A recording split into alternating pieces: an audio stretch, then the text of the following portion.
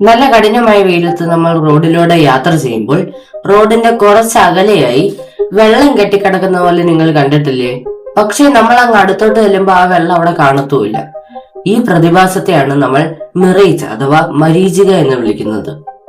ഇതൊരു കാഴ്ചാഭ്രമം അഥവാ optical illusion ആണ്. കഠിനമായ വെയിൽ കാരണം റോഡ് ചൂടാകുമ്പോൾ അതിനോട് ചേർന്ന് നിൽക്കുന്ന വായുവും ചൂട് പിടിക്കുകയും സാന്ദ്രത കുറഞ്ഞ് ലഘുവാകുകയും ചെയ്യും. എന്നാൽ അതിന് മുകളിലുള്ള വായു തണുത്തതും സാന്ദ്രത അഥവാ ഡെൻസിറ്റി കൂടിയതുമായിരിക്കും. ആകാശത്തിൽ നിന്നുള്ള പ്രകാശരശ്മികൾ സാന്ദ്രത കൂടിയ വായുവിൽ നിന്ന് സാന്ദ്രത കുറഞ്ഞ വായുവിലേക്ക് കടക്കുമ്പോൾ വളയുന്നുണ്ട്.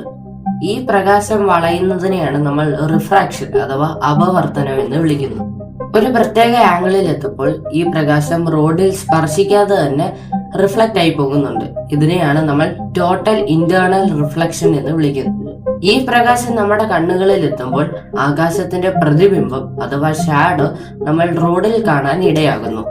റോഡിന്റെ ഉപരിതലത്തിലെ ചൂടുവായുവിന്റെ ചലനം കാരണം ആ റോഡിലെ ഷാഡോ നമുക്ക് ഇളകുന്നതായിട്ട് തോന്നും. അതുകൊണ്ടാണ് നമ്മൾ അതിനെ വെള്ളമായിട്ട് തെറ്റിദ്ധരിക്കുന്നത്. കൂടുതൽ ഇതേപോലത്തെ ഇൻഫർമേറ്റീവ് ആയിട്ടുള്ള സയൻസ് ആൻഡ് ഹിസ്റ്ററി വീഡിയോകൾക്കായി ചാനൽ സബ്സ്ക്രൈബ് ചെയ്യുക.